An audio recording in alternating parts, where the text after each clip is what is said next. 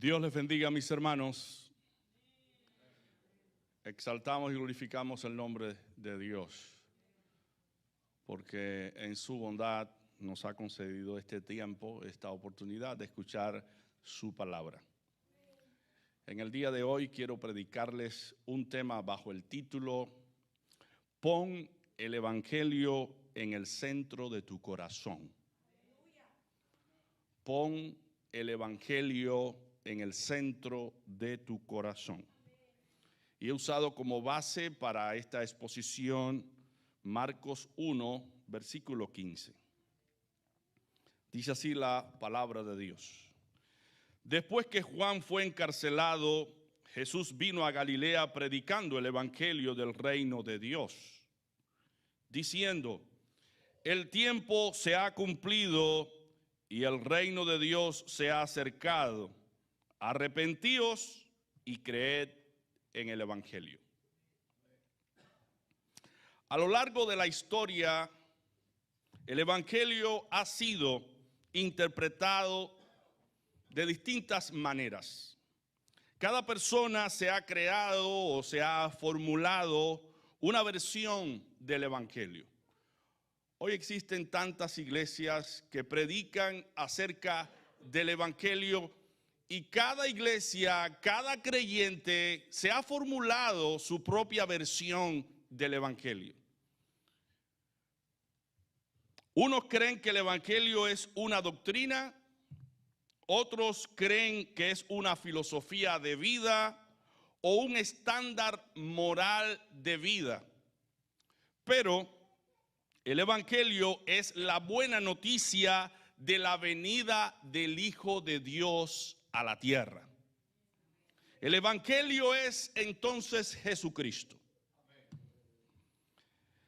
El evangelio es acerca de Jesús, acerca de su nacimiento, acerca de su vida y ministerio, acerca de su muerte, acerca de su resurrección, acerca de su ascensión y acerca de su segunda venida.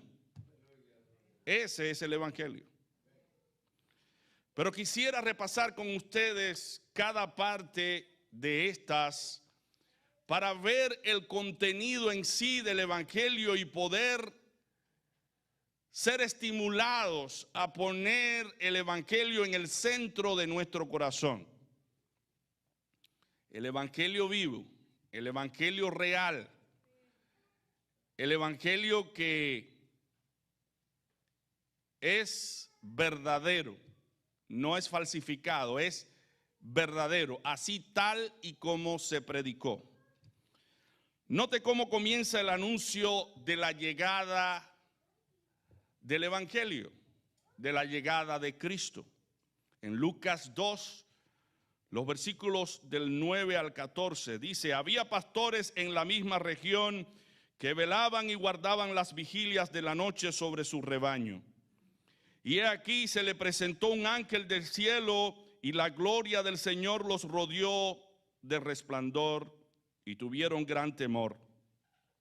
Pero el ángel les dijo: no temáis, porque aquí os doy nuevas de gran gozo que será para todo el pueblo, que os ha nacido hoy en la ciudad de David un Salvador, que es Cristo el Señor. Esto os servirá de señal: hallaréis al niño envuelto en pañales, acostado en un pesebre. Y repentinamente apareció con el ángel una multitud de las huestes celestiales que alababan a Dios y decían: gloria a Dios en las alturas y en la tierra paz, buena voluntad para con los hombres. El Hijo de Dios nació como hombre en Belén, conforme a las Escrituras. Dice Miqueas capítulo 5, versículo 2: pero tú, Belén, Efrata, pequeña para estar entre las familias de Judá, de ti saldrá el que será Señor en Israel, y sus salidas son desde el principio, desde los días de la eternidad. Se habla en términos de eternidad porque este que nació como hombre ya tenía una preexistencia. Existía antes de manifestarse como un ser humano. Nació el Salvador en la condición más sencilla, más humilde, siendo rey, estando en un lugar donde los ángeles le alababan día y noche. Prefirió no nacer en un palacio, en un lugar cómodo. Pudo haberlo hecho porque él era rey, pero prefirió nacer en un pesebre, en un lugar humilde, en un lugar donde se pone el pasto para los animales, donde se pone el alimento de los animales. Dice Lucas 2:12, esto os servirá por señal. Había una señal. Hallaréis al niño envuelto en pañales, acostado en un pesebre. No se halló lugar para poner ese niño. Todos los lugares estaban cerrados. José y María tuvieron que ir a un lugar de animales para que naciera el Hijo de Dios. Y Juan testifica en 1 de Juan 14, y aquel verbo fue hecho carne y habitó entre nosotros, y vimos su gloria, gloria como del unigénito del Padre, lleno de gracia y de verdad. Y nos dice también Juan, en Juan 1:17, pues la ley por medio de Moisés fue dada, pero la gracia y la verdad vinieron por medio de Jesucristo.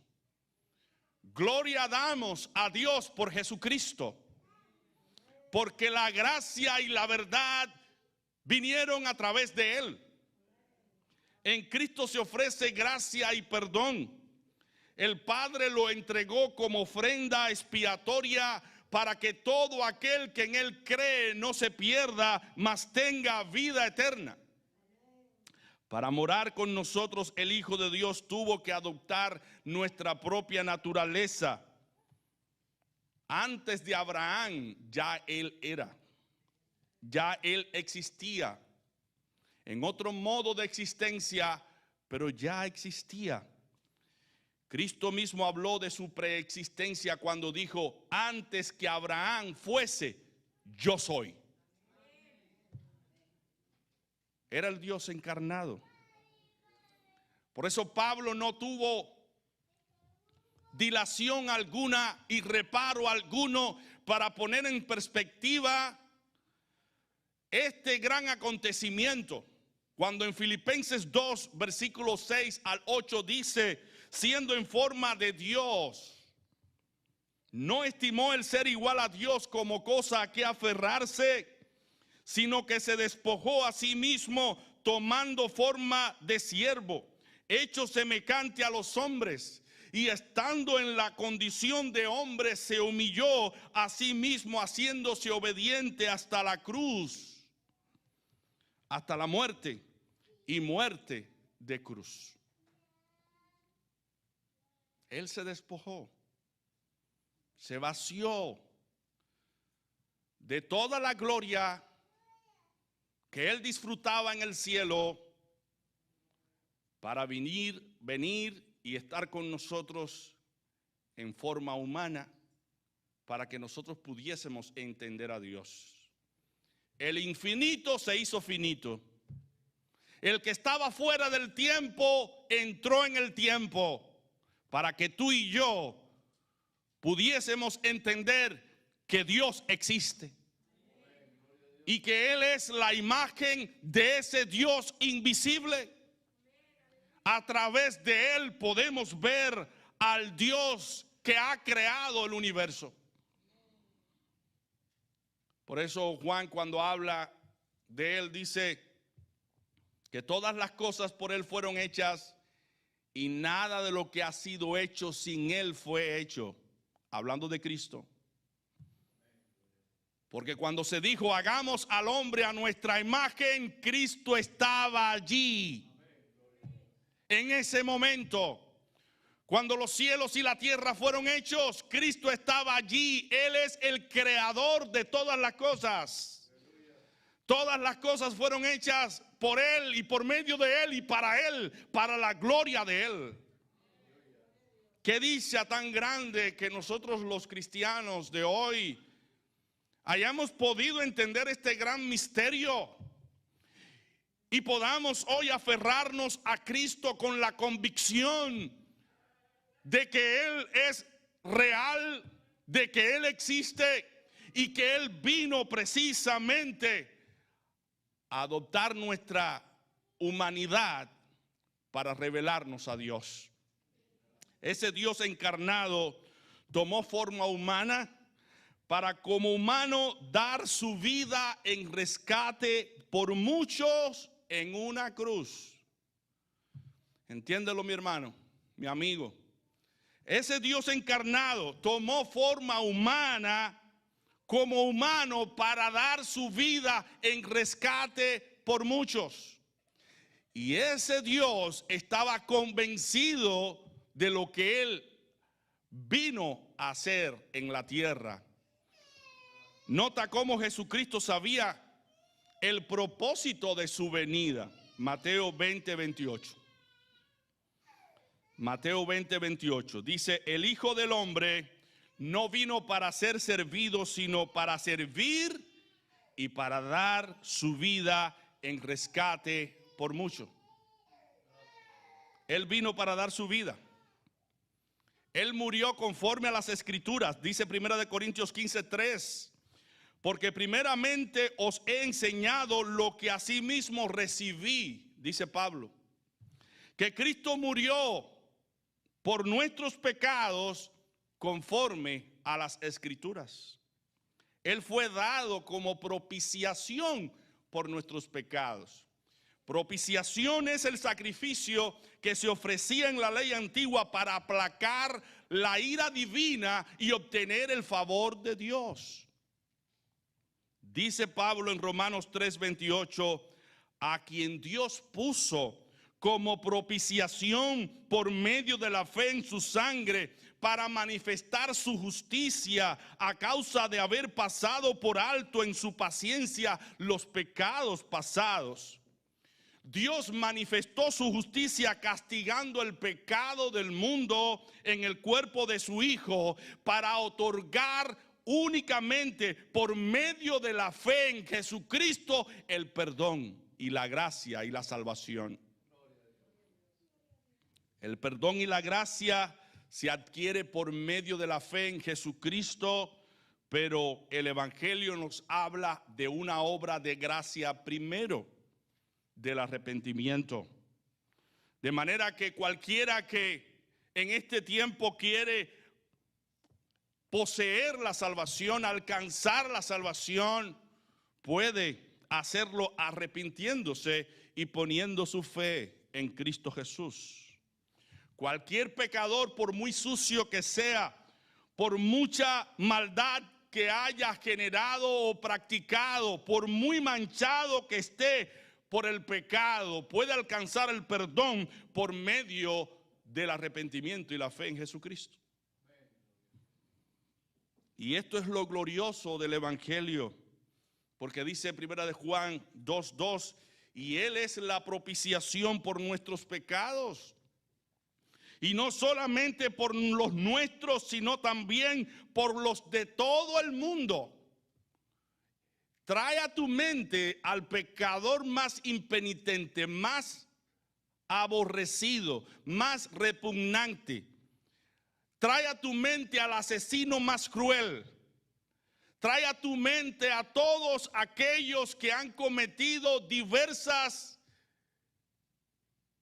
injusticias en el mundo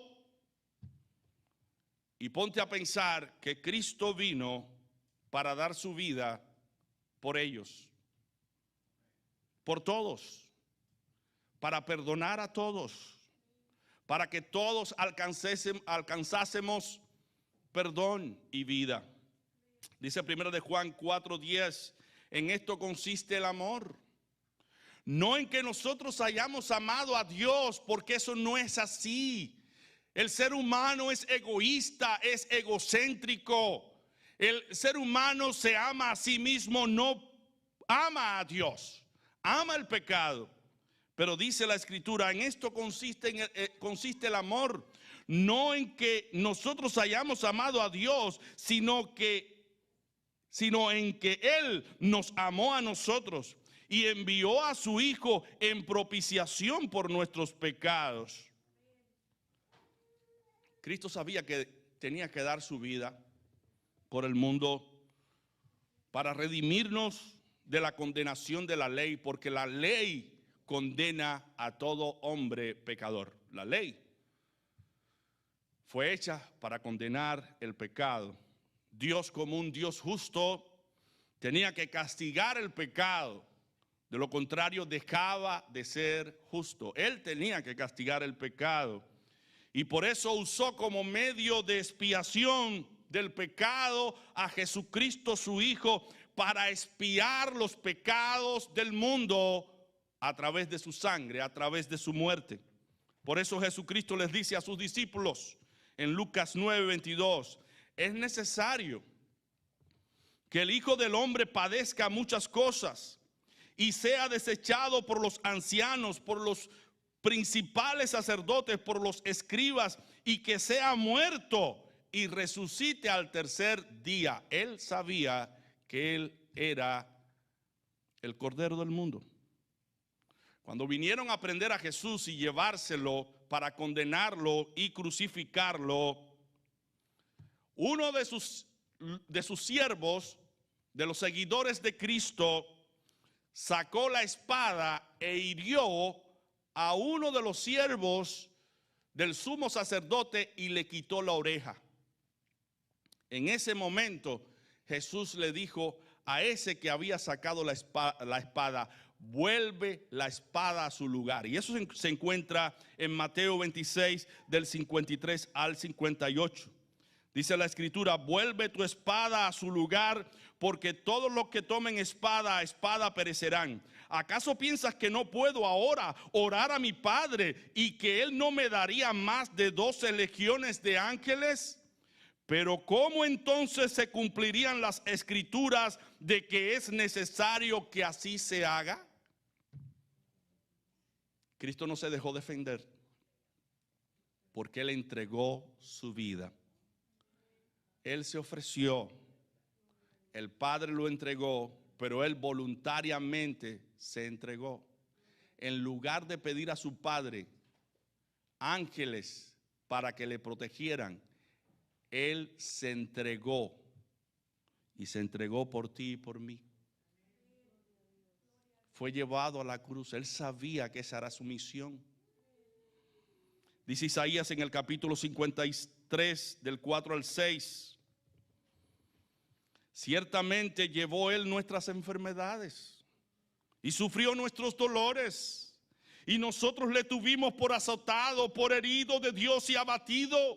Mas Él herido fue por nuestras rebeliones, molido por nuestros pecados. El castigo de nuestra paz fue sobre Él, para que tú y yo tuviésemos paz para con Dios. Él tuvo que ser castigado con una muerte cruel. Y sigue diciendo el texto, y por su llaga fuimos nosotros curados. Todos nosotros nos descarriamos como ovejas, cada cual se apartó por su camino, mas Jehová cargó en él el pecado de todos nosotros. Él fue herido, azotado por tu pecado y mi pecado. Él fue herido, molido por tu pecado y mi pecado. Él fue castigado porque Jehová lo castigó a él, cargando sobre su cuerpo los pecados de todo el mundo. Comenzando por los pecados del autor del libro de Isaías, Isaías. ¿Cuál fue la experiencia de Isaías cuando él fue perdonado? Porque aquí Isaías está diciendo, todos nosotros nos descarriamos como ovejas, cada cual se apartó por su camino, mas Jehová cargó en él el pecado de todos nosotros. Él se está incluyendo en la lista. Él no está fuera de la lista. Él está incluyéndose como un pecador más que hizo posible o que causó que Cristo viniera a cargar con el pecado de todos. Y miren cómo dice Isaías en el capítulo 6 del 1 al 7. En el año que murió el rey Usías, vi yo al Señor sentado sobre un trono alto y sublime, y sus faldas llenaban el templo. Por encima de él había serafines, cada uno tenía 6 alas, con 2 cubrían sus rostros, con 2 cubrían sus pies, y con 2 volaban. Y el uno al otro daba voces diciendo: Santo, santo, santo, Jehová de los ejércitos, toda la tierra está llena de su gloria. Y los quiciales de las puertas se estremecieron con la voz del que clamaba, y la casa se llenó de humo. Entonces dije: ay de mí, que soy muerto, porque siendo hombre inmundo de labios y habitando en medio de pueblo que tiene labios inmundos, han visto mis ojos al Rey Jehová de los ejércitos. Y voló hacia mí uno de los serafines, teniendo en su mano un carbón encendido, tomado del altar con unas tenazas, y tocando con él sobre mi boca, dijo: he aquí que esto tocó tus labios, y es quitada tu culpa y limpio tu pecado. Sí, mi hermano, no solamente la culpa de Isaías, tu culpa y mi culpa fueron quitadas. Tu pecado y mi pecado fueron limpiados, porque dice Isaías 53:6: todos nosotros nos descarriamos como ovejas, cada cual se apartó por su camino, mas Jehová cargó en su Hijo Jesucristo el pecado de todos nosotros. Cuando Juan lo vio, Juan dijo: he aquí el Cordero de Dios que quita el pecado del mundo, en Juan 1, versículo 29. No solo las escrituras hablaron de su muerte, sino también hablaron de su resurrección. Cristo murió por nosotros, pero también Cristo resucitó por ti y por mí. Cristo resucitó también conforme a las escrituras, dice en Mateo 17, del 22 al 23. Estando ellos en Galilea, Jesús les dijo: el Hijo del Hombre será entregado en manos de hombres y le matarán, mas al tercer día resucitará. Y ellos se entristecieron en gran manera. Luego que los soldados se cercioraron que Cristo ya estaba muerto en la cruz, uno de los soldados, para verificar su muerte, tomó una lanza y le traspasó, y de ello salió agua y sangre. De su cuerpo salió agua y sangre, para que se cumpliera lo que la escritura dice, que cuando Cristo vuelva, todos mirarán al que traspasaron. Así dice la escritura: mirarán a mí, a quien traspasaron. Dios mismo hablando, es decir, mirarán a mí, a quien traspasaron. El cuerpo de Jesús fue puesto en la tumba de un rico llamado José de Arimatea, porque él era discípulo secreto de Cristo y pidió el cuerpo de Jesucristo y lo puso en su tumba. Era propietario de aquella tumba y lo puso allí. Mira lo que dice la escritura en Mateo 16, del 1 al 8. Cuando pasó el día de reposo, María Magdalena, María de la madre de Jacobo y Salomé compraron especias aromáticas para ir a ungirle. Muy de mañana, el primer día de la semana, vinieron al sepulcro, ya salido el sol, pero decían entre sí: ¿quién nos removerá la piedra de la entrada del sepulcro? Pero cuando miraron, vieron removida la piedra, que era muy grande. Y cuando entraron al sepulcro, en el sepulcro, vieron a un joven sentado al lado derecho, cubierto de una larga ropa blanca, y se espantaron. Mas él les dijo: no os asustéis, buscáis a Jesús Nazareno, el que fue crucificado, ha resucitado, no está aquí, mirad el lugar en donde le pusieron. Pero id, decid a sus discípulos y a Pedro que él va delante de vosotros a Galilea. allí le veréis como os dijo. Y ellas se fueron huyendo del sepulcro, porque les había tomado temblor y espanto, ni decían nada a nadie porque tenían miedo. Luego Pablo, testificando acerca de las apariciones de Cristo, porque Cristo le dijo a las Marías: vayan y díganselo primero a Pedro, que yo resucité. Pero después Jesucristo se le aparece a Pedro y a todos los demás discípulos lo vieron. Aún el incrédulo Tomás vio a Jesús y pudo decir: Dios mío, Señor mío y Dios mío. Pudo tocar sus manos, la marca de los clavos en sus manos. Pudo tocar su costado para verificar en verdad que una lanza lo había traspasado.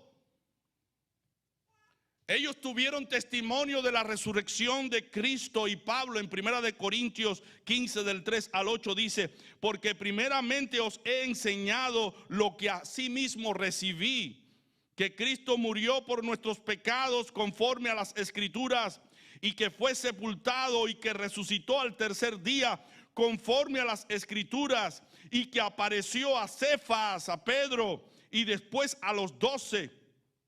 Después apareció a más de 500 hermanos a la vez, de los cuales muchos viven aún y otros ya duermen. Después apareció a Jacobo, después a todos los apóstoles, y al último de todos, como un abortivo, me apareció a mí. Gloria a Dios. Cristo nació conforme a las Escrituras, murió conforme a las Escrituras, resucitó conforme a las Escrituras, pero también ascendió al cielo.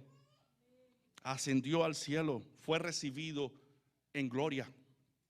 Dice Pablo en 1 Timoteo 3:16: es indiscutible, grande es el misterio de la piedad. Dios fue manifestado en carne, justificado en espíritu, visto de los ángeles, predicado a los gentiles, creído en el mundo y recibido arriba en gloria. Nota cómo se cuenta esta ascensión. Aparece en Hechos 1 del 6 al 11. Entonces los que se habían reunido se le preguntaron diciendo: Señor, ¿restaurarás el reino de Israel en este tiempo? Y les dijo: no os toca a vosotros saber los tiempos o las sazones que el Padre puso en su sola potestad. Pero recibiréis poder cuando haya venido sobre vosotros el Espíritu Santo, y me seréis testigo en Jerusalén, en toda Judea, en Samaria y hasta lo último de la tierra.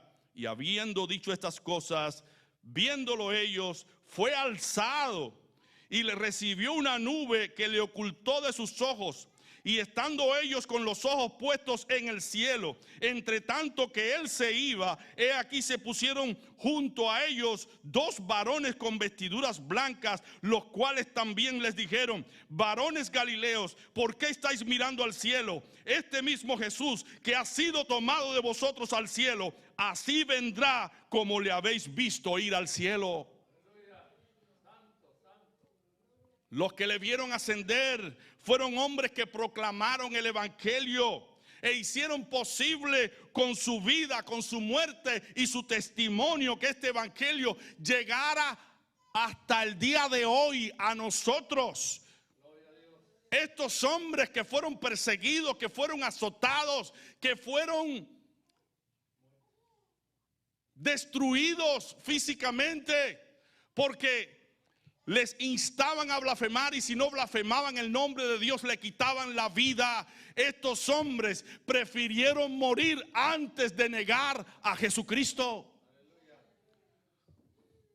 Eran crucificados, aserrados, echados en pailas de aceite caliente, crucificados. El mismo Pedro, según la tradición, dice que no era digno de morir como su maestro y pidió que lo crucificaran con la cabeza hacia abajo.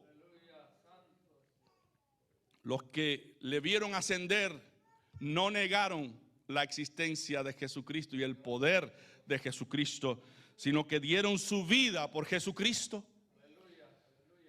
Y cuando no existía el teléfono, el internet, cuando no existía la posibilidad de podernos comunicar de un continente a otro, de una nación a otra, cuando no había transporte como hoy los conocemos, el carro, todo lo motorizado, cuando no existía el avión, cuando no existía nada de lo que hoy vemos, cuando los hombres con facilidad no podían comunicarse unos con otros, dijo Cristo en Mateo 24, 14. Y será predicado este evangelio del reino en todo el mundo para testimonio a todas las naciones, y entonces vendrá el fin.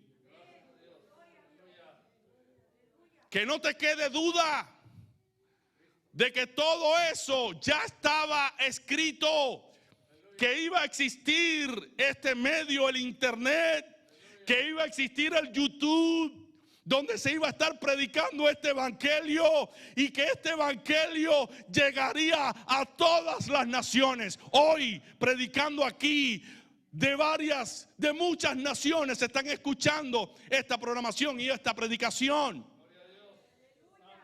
De muchos lugares, cumpliéndose así lo que dice la palabra de Dios. Este evangelio sería predicado en todo el mundo para testimonio a todas las naciones. No nos quede dudas del poder de Dios, del plan de Dios para salvarte a ti y salvarme a mí. No nos quede duda. Cristo está en los cielos. Él ascendió y ahora está como gran sacerdote a la derecha de su Padre, a la diestra de su Padre, intercediendo por ti y por mí. Eso lo dice el evangelio. Vamos a Hebreos 7, del 22 al 27. Por tanto, Jesús es hecho fiador de un mejor pacto, y los otros sacerdotes llegaron a ser muchos, debido a que por la muerte no podían continuar. Mas este Cristo, por cuanto permanece para siempre, tiene un sacerdocio inmutable, por lo cual puede también salvar perpetuamente a los que por él se acercan a Dios, viviendo siempre para interceder por ellos.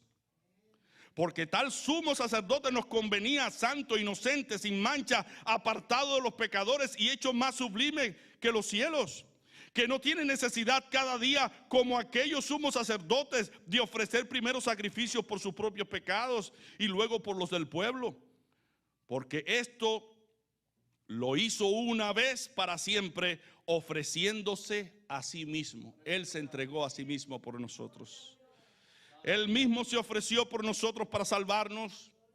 Él es la propiciación que Dios proveyó para nuestros pecados, para que seamos perdonados.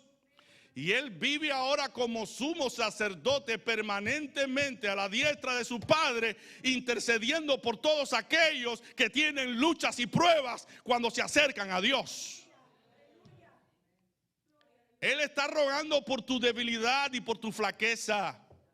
Él está rogando por ti en tus luchas, en tus pruebas, en tus tentaciones. Él está pidiendo por ti para que la fe no te falte.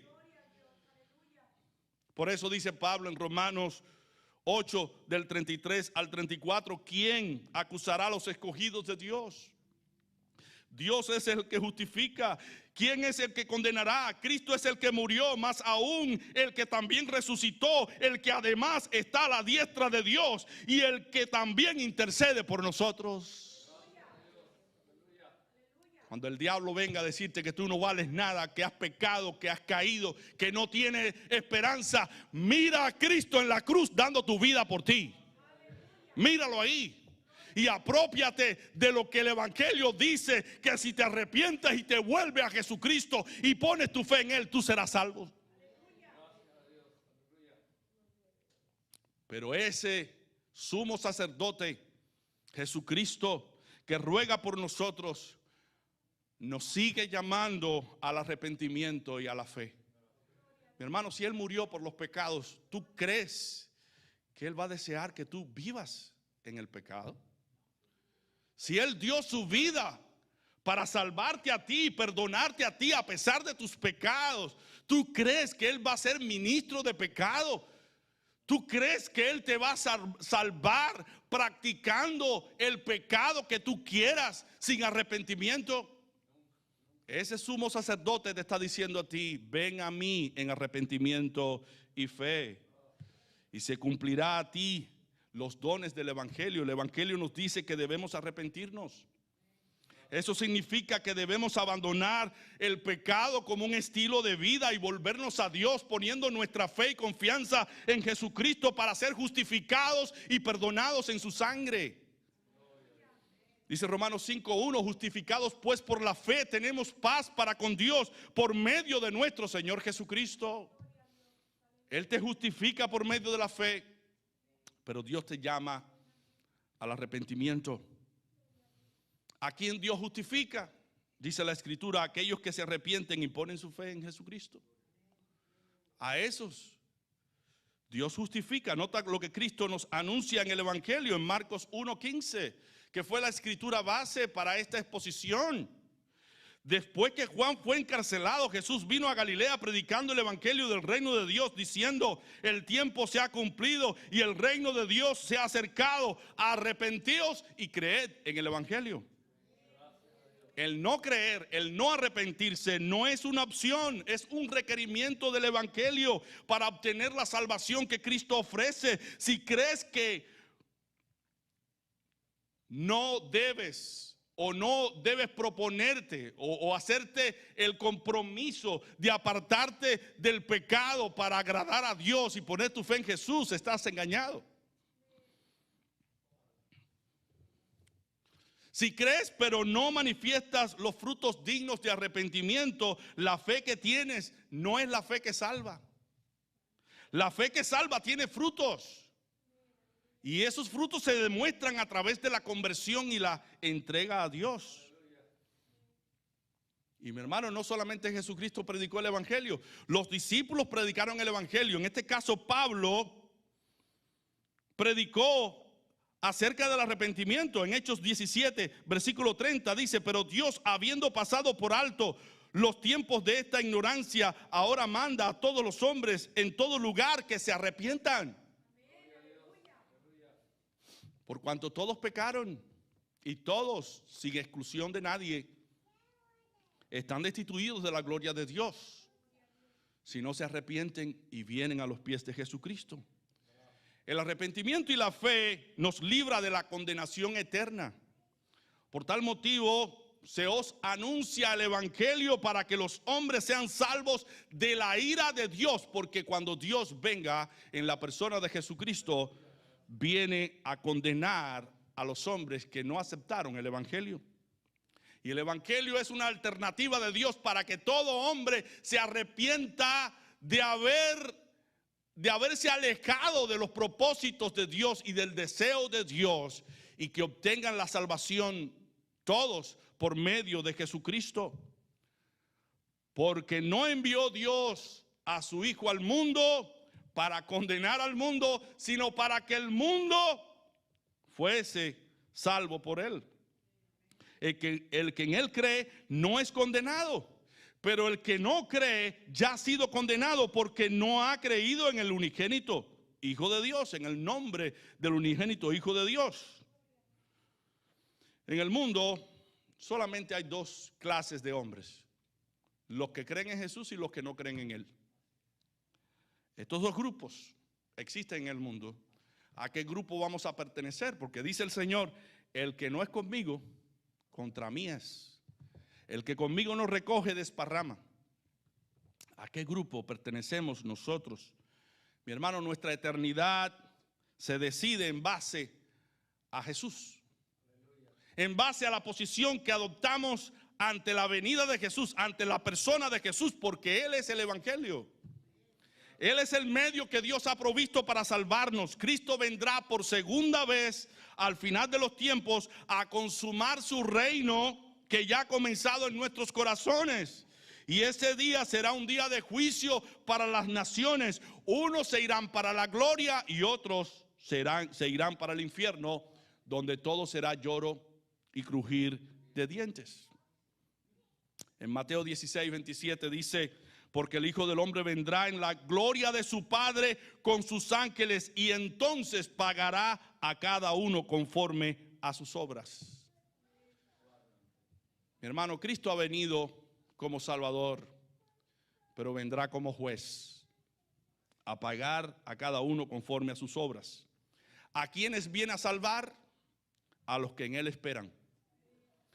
¿Qué dice Hebreos 9:28? Así también Cristo fue ofrecido una sola vez para llevar los pecados del mundo, y aparecerá por segunda vez sin relación con el pecado para salvar a los que le esperan. ¿Cómo tú y yo estamos esperando la venida del Señor? ¿Cómo nos estamos comportando? ¿Cómo estamos viviendo? ¿A quiénes vendrá a condenar el Hijo de Dios? A los que no se han arrepentido, a los que no han puesto su fe en Cristo para salvación. Primera de Juan 3:18 dice: el que en Él cree no es condenado, pero el que no cree ya ha sido condenado porque no ha creído en el nombre del unigénito Hijo de Dios. Vendrá a condenar y a excluir de su reino también a los que viven en prácticas injustas y pecaminosas. ¿Qué dice la Escritura en 1 Corintios 6, del 9 al 15? ¿No sabéis que los injustos no heredarán el reino de Dios? No erréis, ni los fornicarios, ni los idólatras, ni los adúlteros, ni los afeminados, ni los que se echan con varones, ni los ladrones, ni los avaros, ni los borrachos, ni los maldicientes, ni los estafadores heredarán el reino de Dios. Y esto erais algunos, mas ya habéis sido lavados, ya habéis sido santificados, ya habéis sido justificados en el nombre del Señor Jesús y por el Espíritu de nuestro Dios. Mi hermano, si hemos sido lavados, no podemos volver a esas prácticas de ayer, porque hemos sido lavados. De lo contrario, no vamos a estar manifestando arrepentimiento. ¿Y qué dice Cristo en Lucas 13:3? Os digo no. Antes, si no os arrepentís, todos pereceréis igualmente. Y en Mateo 3:8 se nos dice: haced pues frutos dignos de arrepentimiento. Mi hermano, el cristiano no es conocido por sus talentos, sus dotes, sus dones. Es conocido por sus frutos. ¿Qué dice Cristo? Por sus frutos los conoceréis. Tenemos que evidenciar que realmente estamos arrepentidos y que el Evangelio está en el centro de nuestro corazón.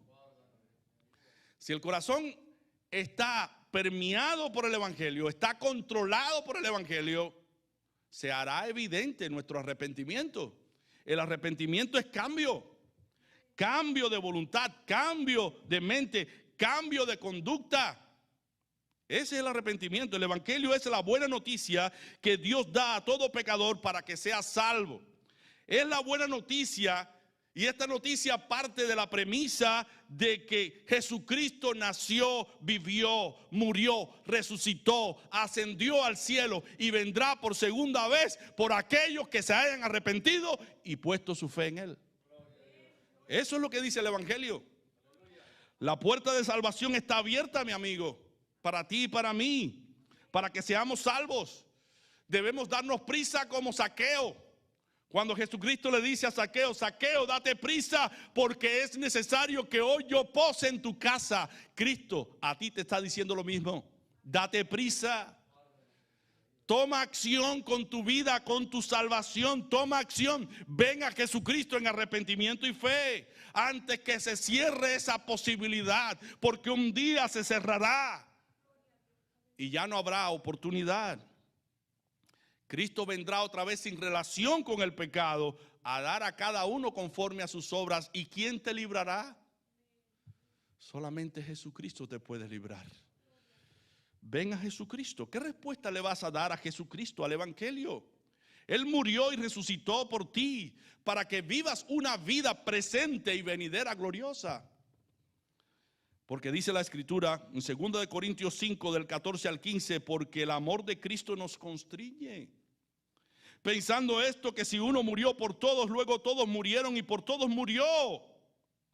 Él murió por todos, pero murió con un propósito, para que los que viven por el poder del evangelio ya no vivan para sí, sino para Jesucristo, que murió y resucitó por ellos. Y mi pregunta para ti: ¿estamos viviendo para Jesucristo, para agradarlo a Él por lo que Él hizo por nuestras vidas? No rehúses, mi amigo, no rehúses, mi hermano, venir a Jesucristo. El arca de salvación está disponible. Móntate en esta arca de salvación. Entrega tu vida a Jesucristo para que seas librado de la ira de Dios. Hay una sola persona que te puede librar de la ira de Dios. Se llama Jesucristo. Dice Juan 10:10, el ladrón no viene sino para matar, hurtar y robar y destruir. Yo he venido para que tengan vida y para que la tengan en abundancia. Juan 10:9 dice, yo soy la puerta. El que por mí entrare será salvo, y entrará y saldrá y hallará pastos. Juan 14:8, Jesús le dijo, yo soy el camino, la verdad y la vida. Nadie viene al Padre sino por mí. Juan 11 del 25 al 26 le dijo Jesús, yo soy la resurrección y la vida. El que cree en mí, aunque esté muerto, vivirá. Y todo aquel que vive y cree en mí no morirá eternamente. Apocalipsis 1:8 dice, yo soy el alfa y la omega, principio y fin, dice el Señor, el que es y que era y que ha de venir, el Todopoderoso. Romanos 14:11 dice, porque escrito está, vivo yo el Señor, que ante mí se doblará toda rodilla y toda lengua confesará a Dios. Y en Mateo 25 del 31 al 46 dice el Señor, cuando el Hijo del Hombre venga en su gloria y todos los santos ángeles con él, entonces se sentará en su trono de gloria y serán reunidas delante de él todas las naciones, y apartará a los unos de los otros como aparta el pastor las ovejas de los cabritos, y pondrá a las ovejas a su derecha y a los cabritos a su izquierda. Entonces el rey dirá a los de su derecha, venid benditos de mi Padre, heredad del reino preparado para vosotros desde la fundación del mundo, porque tuve hambre y me disteis de comer, tuve sed y me disteis de beber. Fui forastero y me recogisteis, estuve desnudo y me cubristeis, enfermo y me visitasteis, en la cárcel y vinisteis a mí. Entonces los justos le responderán diciendo, Señor, ¿cuándo te vimos hambriento y te sustentamos, o sediento y te dimos de beber? ¿Y cuándo te vimos forastero y te recogimos, o desnudo y te cubrimos? ¿O cuándo te vimos enfermo en la cárcel y vinimos a ti? Y respondiendo el rey les dirá, de cierto os digo que en cuanto lo hicisteis a uno de estos mis pequeñitos, mis hermanos más pequeños, a mí lo hicisteis. Entonces dirá también a los de la izquierda, apartaos de mí, malditos, al fuego eterno, preparado para el diablo y sus ángeles, porque tuve hambre y no me distes de comer, tuve sed y no me distes de beber, fui forastero y no me recogiste, estuve desnudo y no me cubriste, enfermo y en la cárcel y no viniste a mí. Entonces también ellos le responderán diciendo, Señor, ¿cuándo te vimos hambriento, sediento, forastero, desnudo, enfermo en la cárcel y no te servimos? Entonces le responderá diciendo, de cierto os digo que en cuanto no lo hicisteis a uno de estos más pequeños, tampoco a mí lo hicisteis. E irán estos al castigo eterno y los justos a la vida eterna.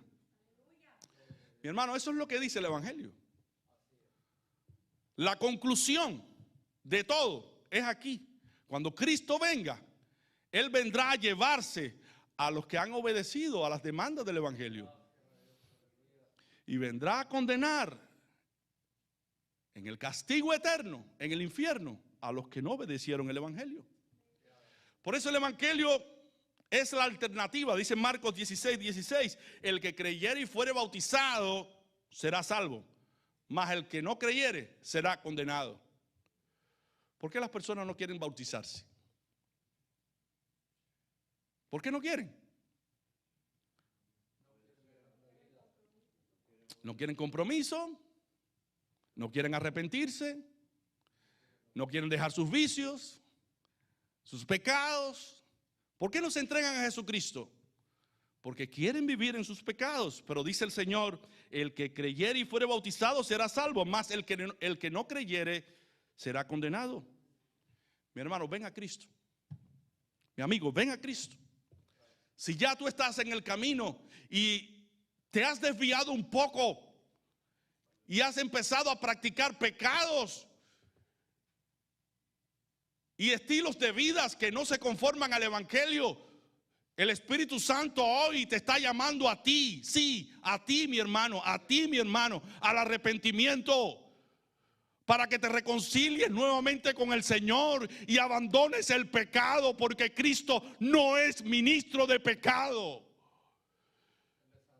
Si tú estás creyendo como otras iglesias que descansan en la gracia de Dios como una alternativa para vivir en todos los pecados que ellos quieran, estás engañado, vas derechito al infierno.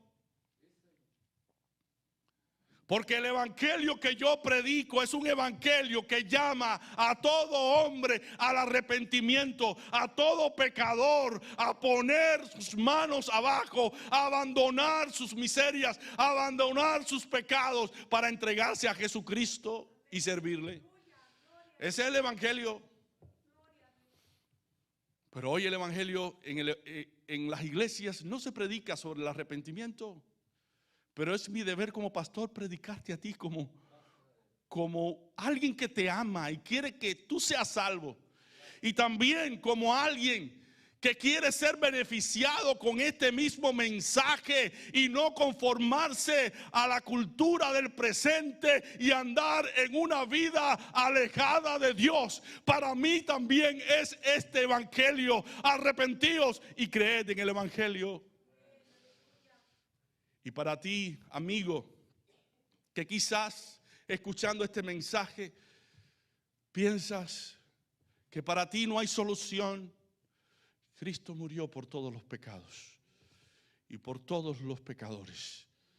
Y tú hoy puedes ser el primer beneficiado con el perdón y la gracia de Jesucristo. Por eso, a todos les digo, pongamos el evangelio en el centro de nuestros corazones. Que Dios les bendiga.